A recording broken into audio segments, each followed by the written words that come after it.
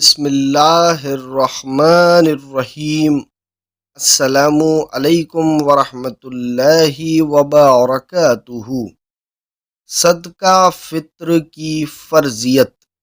سیدنا عبداللہ بن عمر رضی اللہ عنہ کہتے ہیں کہ رسول اللہ صلی اللہ علیہ وآلہ وسلم نے صدقہ فطر کے لیے کھجوروں کا یا جو کا ایک صاع مسلمانوں میں سے ہر غلام اور آزاد اور مرد اور عورت اور بچے اور بڑے پر فرض فرمایا اور لوگوں کو نماز عید کے لیے نکلنے سے پہلے اسے ادا کرنے کا حکم دیا۔